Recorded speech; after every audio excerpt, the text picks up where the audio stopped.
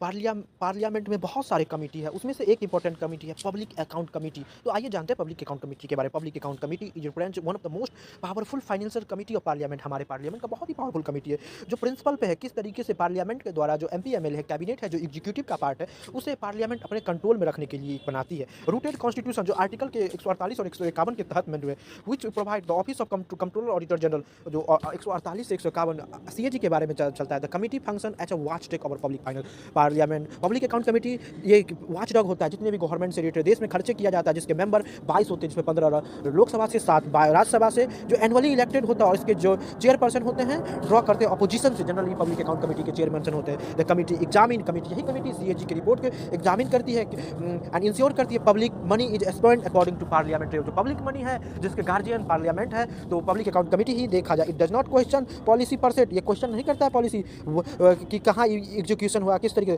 Financial property, but evaluate the policy execution. ये policy बनाता नहीं, बस पॉलिसी बना उसको देखता है और कन्फर्म की पॉलिसी जिस रूल से बना है उस पर काम करता है, और फाइनेंशियल प्रॉपर्टी क्या है, इफिशिएंसी क्या है, इस पर देखता है। In doing so it strength doctrine of legislative supremacy, बताता है कि हमारे लेजिस्लेटिव सुप्रीमेसी नहीं है, सुप्रीमेसी को डगमान करता है कि आप एग्जीक्यूटिव होकर सिर्फ विधानसभा मंत्री बनकर नहीं कर सकते, हमारे पार्लियामेंट देखेंगे। अ कॉर्नरस्टोन रिस्पॉन्सिबल गवर्नमेंट, यही पॉलिसी बनाती है। कौन इट रिकमेंडेड एडवाइजरी जारी करता है, significant moral political weightage gain करता है कि किस तरीके से एडमिनिस्ट्रेटिव रिफॉर्म हो। The limitation include lack of enforcement power, पर पब्लिक अकाउंट कमेटी में पावर नहीं है, यही लिमिटेशन है। डिले एग्जामिनेशन ऑफ ऑडिट, कोई भी रिपोर्ट जब आती है रेवेन्यू से तो उसमें डिले हो जाता है। एंड टेक्निकल कॉन्सिबिलिटी है, मॉडर्न फाइनेंशियल मैनेजमेंट में वो लोग एक्सपर्ट नहीं होते हैं। टाइम बाउंडेड रिस्पॉन्स देना होता है डिजिटल ऑडिट से, और हम बात करेंगे डिजिटल ऑडिट से ताकि फीचर हो। Discuss the rational and key feature challenge associated recent notification of Labour Code of India. The notification of first Labour Code marked transformative concept।